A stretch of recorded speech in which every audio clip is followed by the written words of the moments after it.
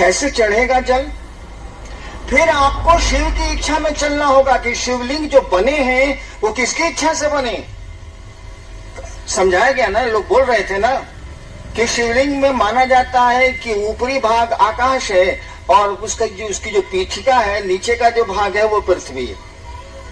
ये आकाश और पृथ्वी किसने बनाए?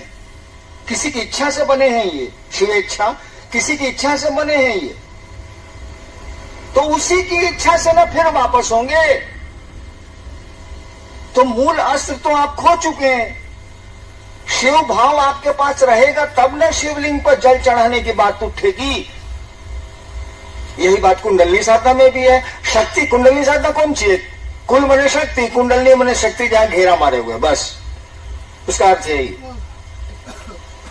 वो जो शक्ति है यानी शिव की जो इच्छा है वो पांचों तत्वों से गुजरते हुए क्षिति तत्व तक जब आई है, पृथ्वी तत्व तक जब आई है, तब साधक ने कहा कि इसी को जगा के चलते हैं। जैसे आप ऊपर से सीढ़ियों से चढ़ से नीचे उतरे हैं, किसी ने कहा ऐसे ही हम ऊपर जाएंगे, नीचे से ऊपर जाएंगे। किसी ने कहा तो हवाई जहाज स्टार्ट करते रहे, हेलीकॉप्टर स्टार्ट करते रहे, सीढ़ी लगाते रहे। तो उन्हीं रास्तों से चढ़ने का नाम है कुंडलनी साधना।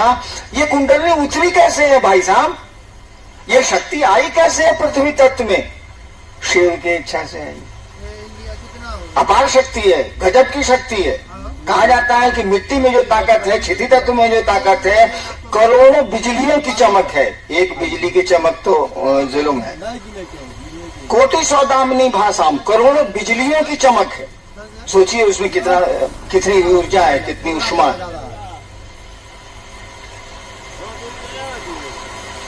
किसी ने कहा कि महादेव की इच्छा से चलो महादेव के साथ रहेंगे। मन रहेगा, शरीर तो रहेगा नहीं।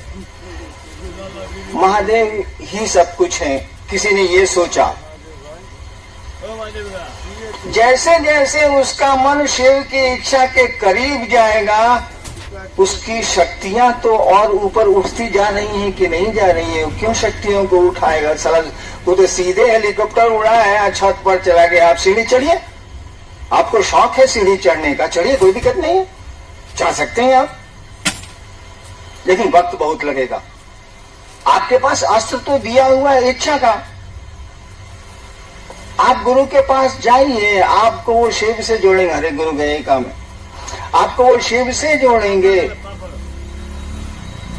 जैसे जैसे शिव भाव में आपका मन जाएगा, जैसे जैसे शिव आपको अच्छे लगने लगेंगे, तब जरूरत हो तो जल चढ़ाइए, जो चढ़ाना है चढ़ाइए।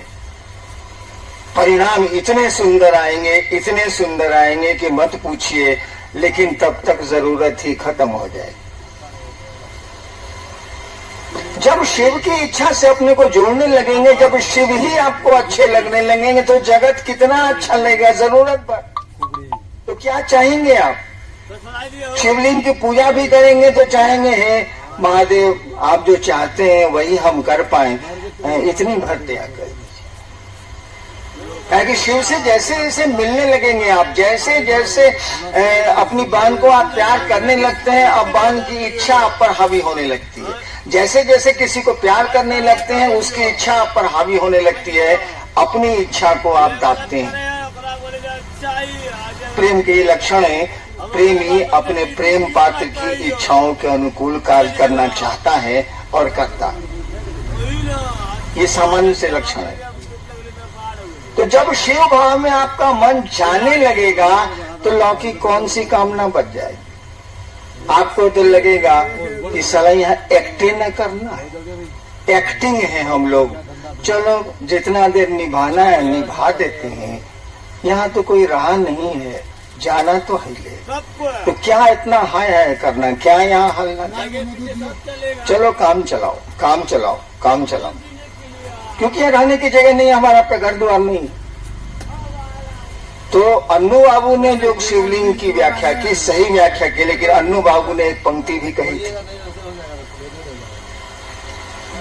हमारा आपका मन कचड़ों को तो पकड़ता है लेकिन सही बात को नहीं पकड़ पाता। कारण जो भी हो, कारण ये है कि परिस्थितियां हम लोगों का साथ नहीं दे रही हैं, माहौल कुछ ऐसा नहीं है। अनुभव ने कहा था कि शिवलिंग पर जलार्पण तभी पूरी तरह फलदायी होंगे जब शिव भाव से आप चढ़ाएंगे। आप तो लौकिक भाव से चढ़ाते हैं, आप तो चढ़ाते हैं कि हमारा बेटा हो जाए, या हमको पुत्र मिल जाए, या हमारी नौकरी मिल जाए, या फलाना बीमारी से या कष्ट से हम निवृत्त हो जाए। आपके तो लौकिक भाव है, वहां तो